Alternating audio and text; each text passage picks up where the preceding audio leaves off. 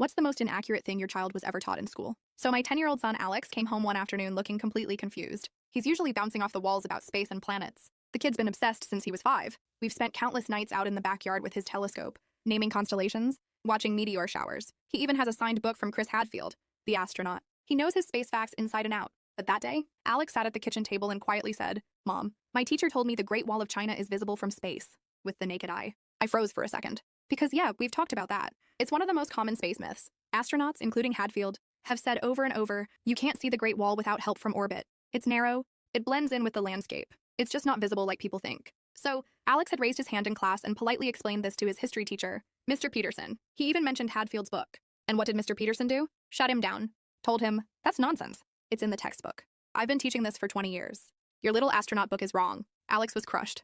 The next day, he brought in his prized book to show the passage, hoping to clear things up. Instead, Mr. Peterson confiscated it. Worse, he made Alex stand in front of the class and repeat, the Great Wall of China is visible from space, 10 times. And as punishment, he gave him a 5-page essay on respecting a teacher's knowledge. When Alex came home, he was devastated. His signed book, gone. His confidence, shattered. Now I was furious.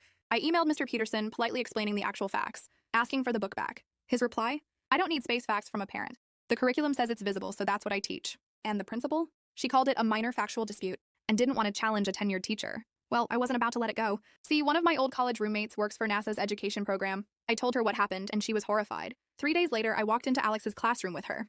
Dr. Sarah Chen, NASA education specialist. Mr. Peterson looked annoyed until I introduced her. Dr. Chen asked if she could speak to the class. And really, who's going to say no to NASA? She pulled up actual astronaut photos, videos, and quotes. She explained that contrary to popular belief, the Great Wall is extremely hard to see from space. Even astronauts need zoom lenses. What's actually visible? Cities at night, big dams, major farmland, but not the wall. One girl nervously raised her hand and said, but Mr. Peterson told us it's in the textbook. Dr. Chen smiled and explained how textbooks can have outdated information. Then she held up their book and showed the publication date, 1985. By now, Mr. Peterson was visibly squirming. Then came the best part. The principal walked in just as Dr. Chen mentioned Alex's confiscated book.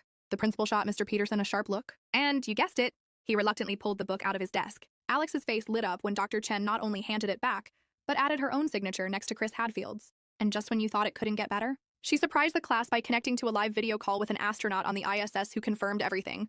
The following week, the school announced a full curriculum review.